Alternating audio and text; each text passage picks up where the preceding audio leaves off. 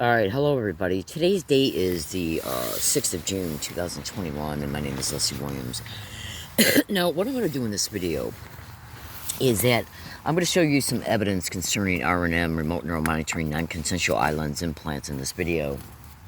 But what I'm also going to showcase in this video is some statements in order to bring home to you some of the very, very sophisticated crimes connected to gang stalking criminal expeditions.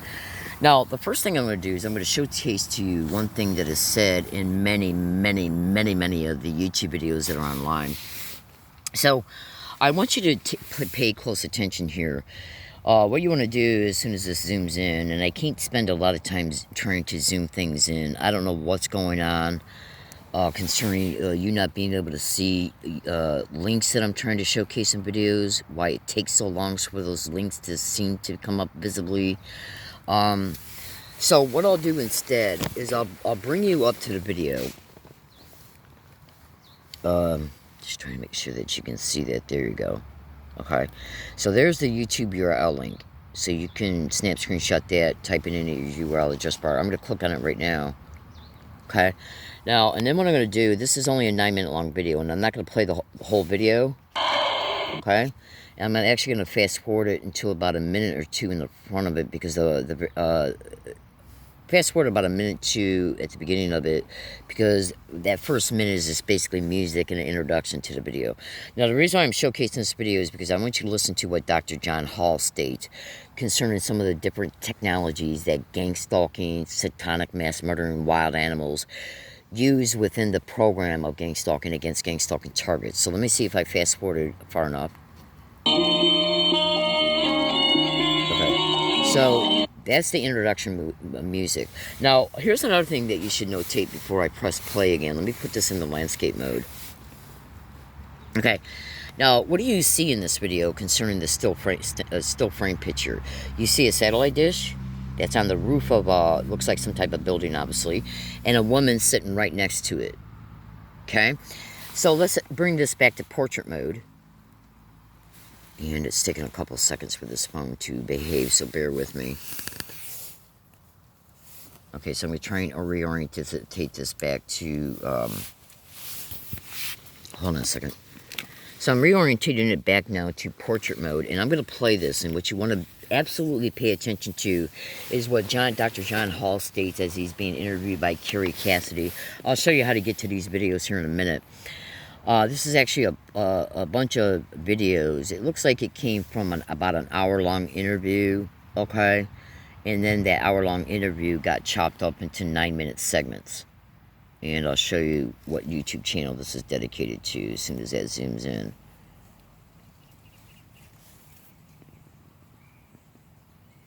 Okay, so the name of the channel is ANT20007.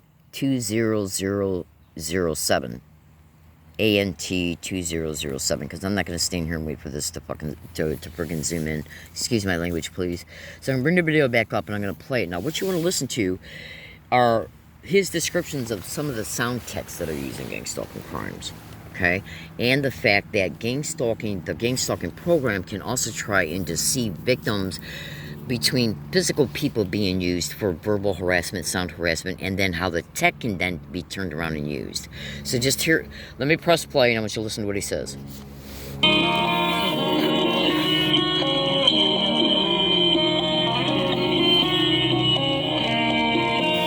Get ready, come on now.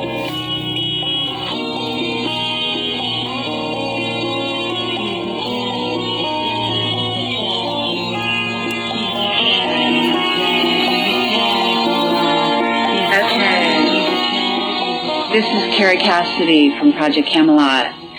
How is everyone tonight? Hopefully I am on the air and you can all hear me. We have a really interesting guest tonight, so I hope a lot of people are listening out there. And we've got all sorts of stuff going on. Hold on one second. I've got a call coming in here, but I'm not sure what's going on there. At any rate, let me see if I'm on the air with John Hall. Are you there, John? Okay, doesn't look like he's on the phone. I guess they're trying to reach him, so we'll go through this. At any rate, there's a lot going on in the world today, and a lot going on at Project Camelot. For those of you who haven't already been to our website today, we have a new release out. It is from a new whistleblower, and I encourage everyone to go to our site, and on the front page blog, you'll see the post there. Okay, and it looks like they have gotten contact with John Hall. And John, are you there? Yeah, Carrie, sorry you didn't get me the first time. No problem. I'm really glad we were able to connect with you so quickly, and that's really wonderful. What I'll do is give you a short introduction here, just based on what I see is kind of like a bio. And I want to encourage everyone who is listening to go to satweapons.com, SATWEAP as in Paul, ONS.com. That is John Hall's website, and he is an expert. I believe you would say you are an expert on satellite surveillance of individuals, and I've just got a real short bio here. It is Dr. John Hall. He's a medical doctor in San Antonio, Texas. He's the author of a new book called A New Breed, Satellite Terrorism in America. He's a board-certified diplomat of the American Board of Anesthesiology and a member of the American Academy of Pain Medicine. He's also an active member of the Mind Science Foundation, dedicated to the study of human consciousness. He sits on the medical committee of the human rights organization Freedom from Covert Harassment and Surveillance. So that's kind of a succinct little bio there. John, maybe you can go into some detail as to how you got involved in the subject to start out with.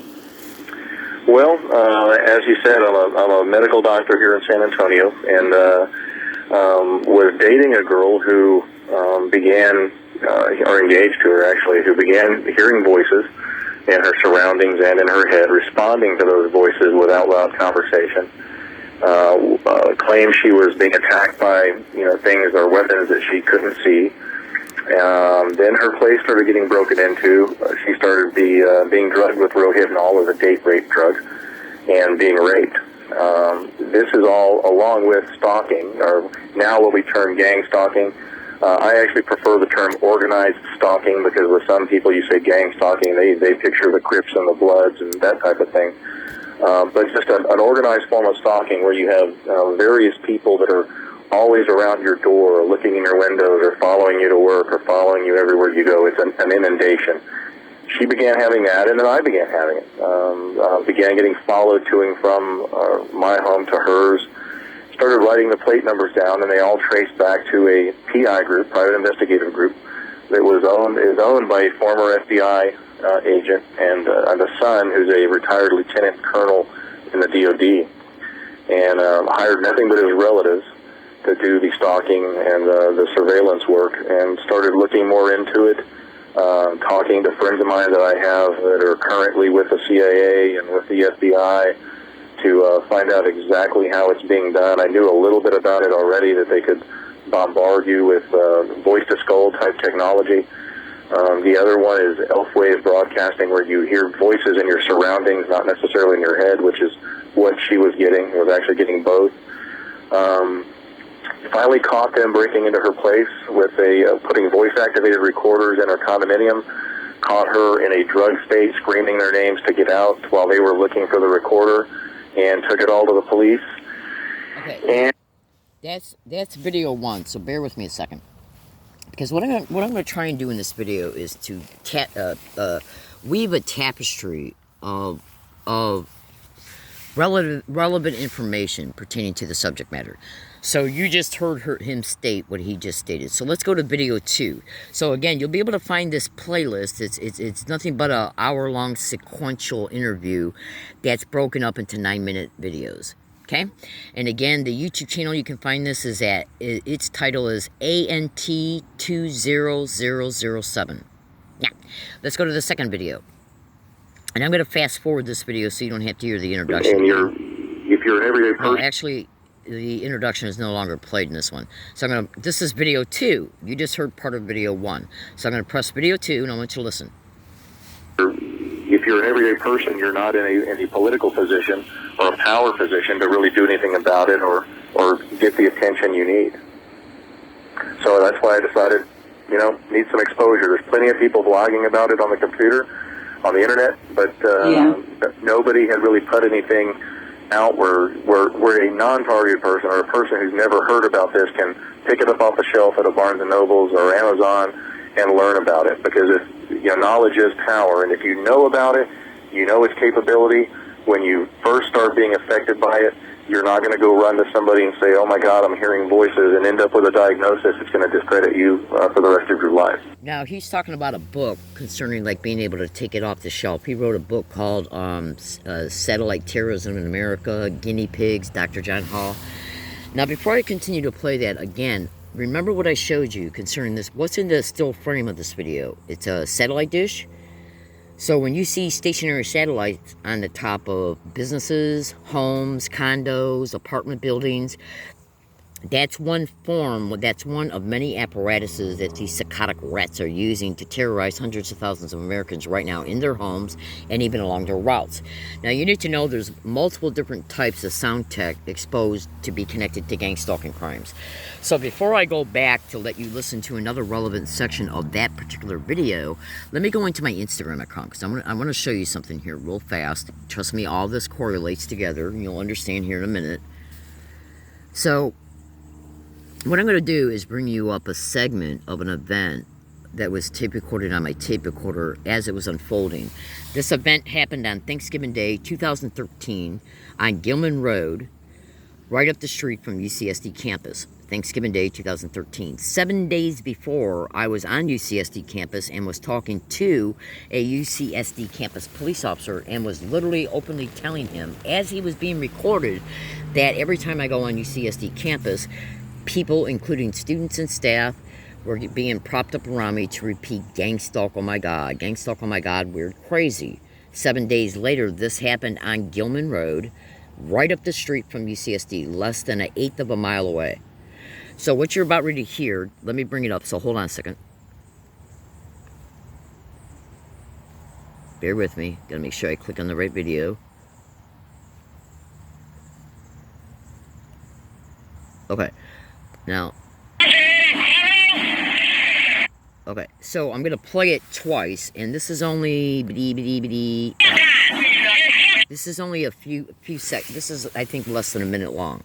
Now, what you're going to be hearing in this video, this is part of the audio file of the event when the tape recorder was in the record mode as the event was unfolding. This is me riding my bike off of Gilman Road and then getting onto the sidewalk heading towards the Interstate 5 direction. And I wasn't going all the way down to Interstate 5. I'm just telling you what direction I was going in. So if you were to map Quest UCSD's address and then on Gilman Road, concerning how long it takes to get going towards Interstate 5 on Gilman Road from UCSD, there's an apartment complex called the La Jolla Hideaway Condominiums. Now, I was riding my bike on Gilman Road, and then when the area on the road showed sidewalks, I then got my bike off the road and onto the sidewalk, and then I started riding my bike on the sidewalk. And I wasn't on the sidewalk more than 10 seconds, and then two men came out of the parking lot of La Jolla Hideaway Condominiums and stood on the sidewalk, preventing me from continuing to ride my bike. You'll hear my bike brakes screech as you're hearing this. So when you hear a screeching sound, that's my bike stopping, because they wouldn't allow me to continue to go down the sidewalk. As a direct result, I had to stop, and then that's when the event unfolded. So you're literally going to hear them say, gang stalk, gang stalking, gang is stalking, I'm going to fuck you up. And if you were able to hear the entire audio, you would also be able to hear them repeat, oh my God. You'll understand why this is relevant here as I continue to talk. So let me go ahead and press it, and you're going to hear it.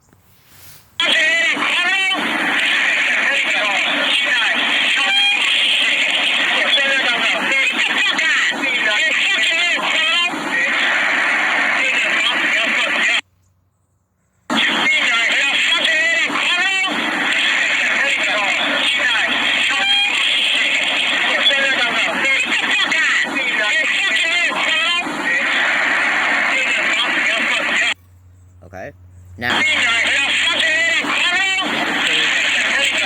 again, that occurred on Thanksgiving Day, 2013. What you're about ready to hear now is me being on a Yucca Valley bus a year and 1 month before.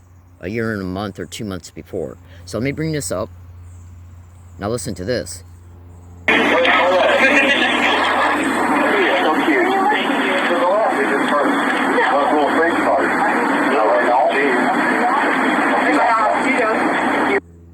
Oh, hold on. Okay, let me go back to that. So you're going to hear, if you listen closely, you're going to hear, oh my God, being repeated in the background of the background. You're going to hear gang stalk being said. You're going to hear a man say, suck my dick real fast. And you're going to hear gang stalking being openly said. Listen.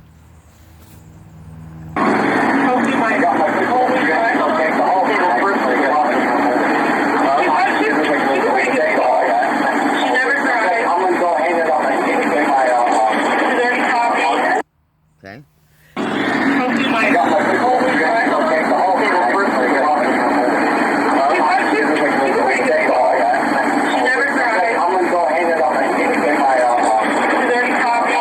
Okay, I think I might have pressed the wrong button. There's several of these Yucca Valley bus events going on. Let me press this one.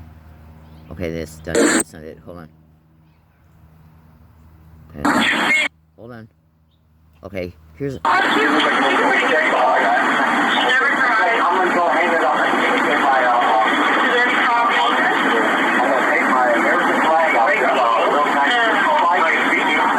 By the way, the same thing was caught on tape occurring in Ross grocery store back in 2015 and 16 where they were repeating gang stalking, oh my God, and then a woman said, rape me. Okay, literally. Now, listen to this.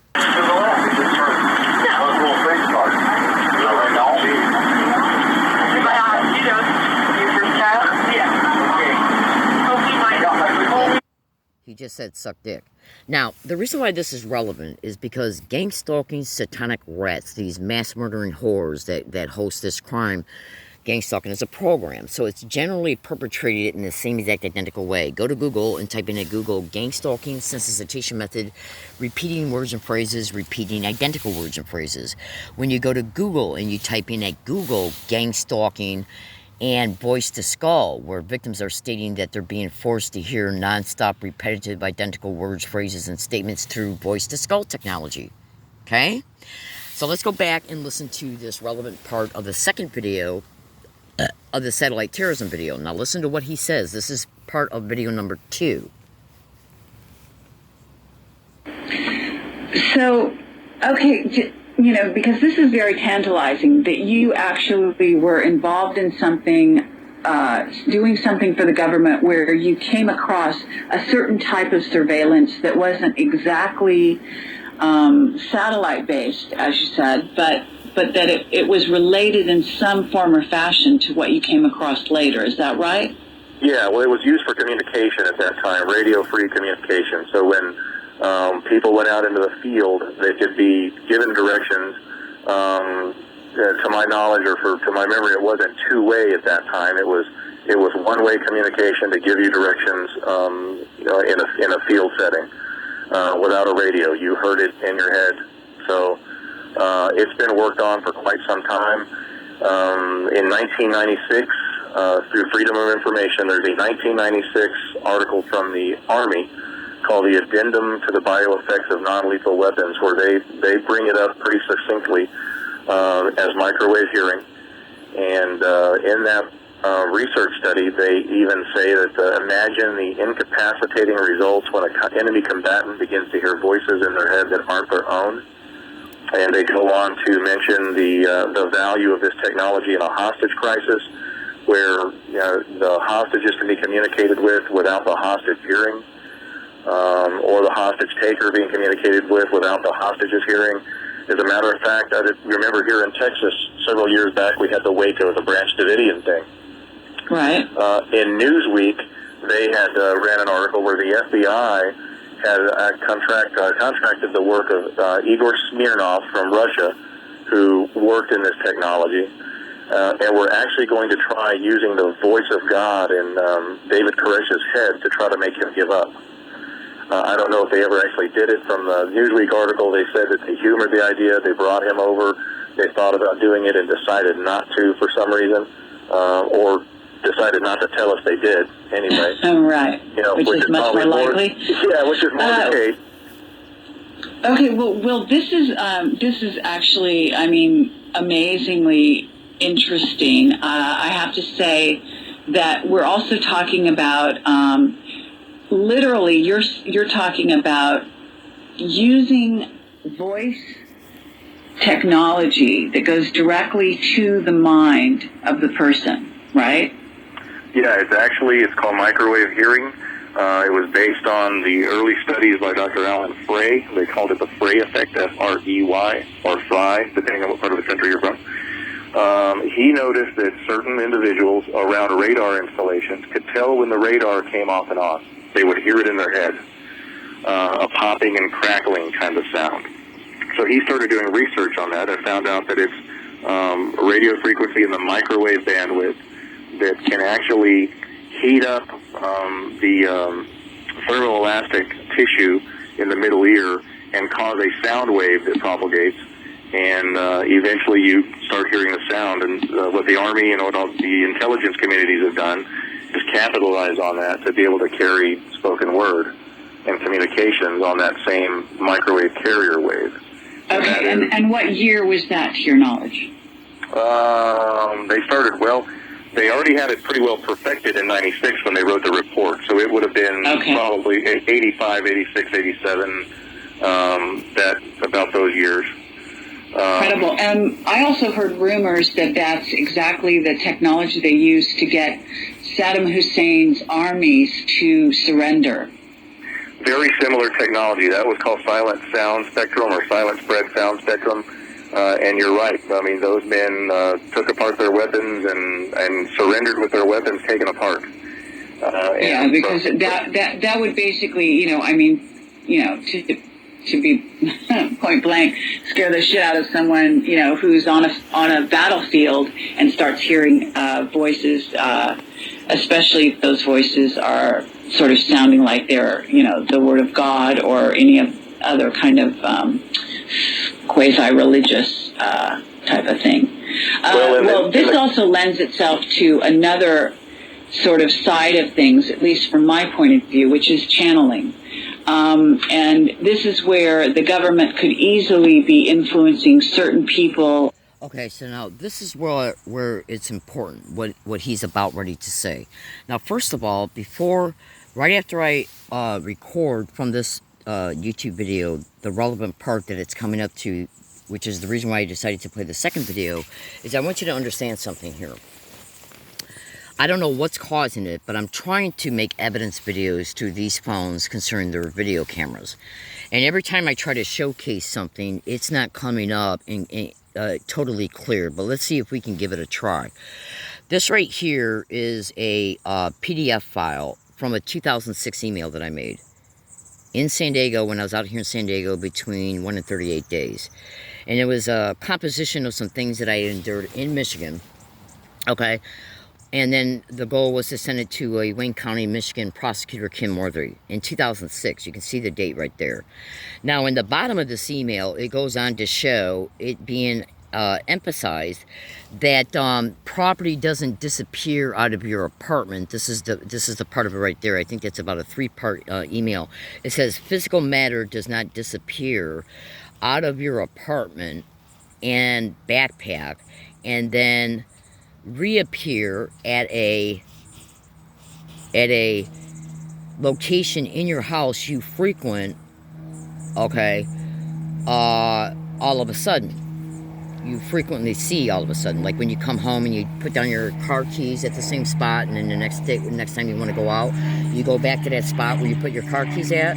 What they were doing in Michigan is coming into my apartment and doing many things, but they were also taking things out of my backpack and other items in my home when I was sleeping, and then taking them out and then replacing them later at spots that you frequently visit within your home, like places where you would set your car keys down.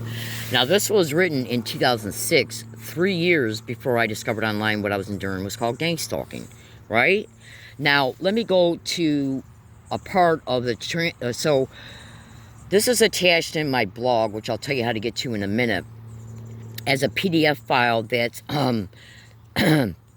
that's introduced concerning the Stockton San Antonio section of the blog, and you know what I mean by that here in a minute. Now, this is another part of a 2008 email written in Michigan at U of M library. All my emails were hacked and manipulated in every state that I've been gang stalked at, thousands of them by the psycho maggot whores. This was made in 2008. Okay, April 19, 2008. Now, what does it show here? It says physical property does not magically reappear. Okay. All right, let me go back. Sorry. Says, okay, so it says the same thing in this 2008 one, and concerning physical property. That was the part that was also highlighted. But let's go back to, hold on, it says a person does not, okay, go to bed at night with every single, okay, light in the flat off, and then wake up in the morning with every light on and every door open. Okay, now these are two separate emails written in two states 3,000 miles apart, 2 years apart at least. One written in 2006 in San Diego, one written in Michigan in 2008. These emails are hacked and manipulated as well, so you need to know that. Now, the reason why that's relevant is because there's a YouTube video on the internet, just in case I don't have time to play it, because this phone only allows me to make 33 minutes long videos at a time, and I want to try and include all my statements in one video. You can go to YouTube search box and type in at YouTube search box, Stalked in San Antonio. It's a news broadcast of two women. One of these women he's getting ready to talk about again in this video here that I stopped a couple minutes ago. And when you bring that video up, it's a news broadcast of two women. One woman states they broke into her home and did a bunch of things. And part of those bunch of things were where they turned on all the lights and opened up all the doors. This news broadcast didn't take place until 2010, related to women in Texas being gang stalked. The other woman that's in the same news broadcast states that they stole a necklace and then returned later and then returned on a later date to return it. Okay, so that's two emails I wrote listing the same exact identical thing years before that Stockton San Antonio news broadcast. Now, one of the women in that Stockton San Antonio news broadcast is one of the women that John Hall is getting ready to talk about, concerning how she was neurally influenced to do what? Listen. Out in the field who think they're channeling one group of entities and may indeed end up basically channeling messages from the government when all's said and done. They could even start out legitimate and then get taken over on a certain level. Wouldn't that be possible? Oh, yeah. As a matter of fact, I got off the phone just an hour ago with a woman in Connecticut who heard me on another radio show and has had some weird things going on in her home, and she wanted to talk to me to see if possibly she was being affected by this technology. Very spiritual woman. Thought that possibly she had been contacted by entities. Her cats were being attacked, were wincing in pain like they were being attacked by something. She was having burning spots on her legs and on her arms, and was, hearing voices, but not to a large extent, and was afraid that she possibly had a demonic entity in her home. And after talking to her a little further, she had break-ins. Things messed with in her house, but nothing stolen, and she had people following her around as well, stalking her. And I said, you know what, I'm a spiritual person too, but when I've got away, is this an entity or is this someone harassing you? The better bet is on the harassment. So very interesting, and I have to say, to get back to your specific story with this woman that you were engaged to. Listen, why do you think they targeted her in particular? Any idea? It was strictly sexual assault based. She was a mortgage broker. She happened to work in an office for Wells Fargo doing tele mortgaging, and one of the PIs actually worked there as well. And that's PIs for private investigators. Actually, one of the PIs and another physician in San Antonio had become attracted to her. And what better way to sexually assault someone than basically control them into drinking or eating wherever you put the Rohypnol. because that's the other scary thing with this technology. If you're bombarded with it and they're using a voice other than your own, and they're putting voices in your head, well, that's audible harassment. You know what you're hearing. If they put it in your mind in your tone of voice, like the little voice you hear in your head as you read, then a lot of people, a great subset of people, will respond to that as their own thought. Well, then that becomes mind control. And that's what we're seeing in a lot of these victims, my ex-fiancée included, is that you can be controlled. Your behavior can be controlled. You can be brought to rage, brought to sadness, made to think you're thirsty, made to think you're hungry, made to drink alcohol when ordinarily you don't drink. So, why is this relevant? Check this out. Now, I'm gonna make this into a 2-part video series. So, once it reaches 33 minutes long, what this phone will do is create a separate video file. So, when you see this video in a YouTube video, look for another video, either uploaded on the same day or within a week. And you'll know that that is the second video when you hear me say, okay, this is the second video that was made on June 5th, 2021. Okay? So, why is this all relevant? So, let's go to I'm going to have to do this really fast. Let's go to YouTube and type in Stockton, San Antonio. And you're only going to be able to see a little bit of that broadcast. Here it is right here. Maybe you sensed it, that feeling that you're being watched. Well, the state has laws against stalking on the books, making it a felony. Well, what if police don't recognize it? And what if it's a complete stranger who's bothering you? Tonight, Joe Conger and the I-Team investigates. Okay, so bring that video up, you see when the news anchors were talking that gang stalking was highlighted in the background behind them. And remember the event that I played you through the audio through my Instagram video, where it shows 2 men saying gang stalking, and gang is stalking, and I'm gonna F you up? Do you honestly believe for 1 second that that's natural? Say if you're not a gang stalking victim and two men walk up to you and say gang stalking, and gang stalking, I'm gonna F you up. Well, you'd say, that is extremely bizarre. And then if you found out online that there is an actual crime called gang stalking, then you would know that that's what that crime was connected to. But do you think it's an accident that it's happening to a gang stalking victim without gang stalking going on? Because I had already had thousands of YouTube videos on the internet before that event occurred on YouTube, saying that I was being gang stalked where I was living at, Wooded area off of Gilman Road, because this crime intentionally made me homeless. One of the 2 men that played a role in the Thanksgiving event was one of the 3 men that they had propped up to camp out 100 feet away from me, who were harassing me day and night by yelling, gang stalk, oh my God, we're crazy, gang stalk, oh my God, suck my DSCK. I got 8,700 audio files to prove this shit being said around me everywhere I go. So, what I'm going to do is segue now into the second video, because I've already reached the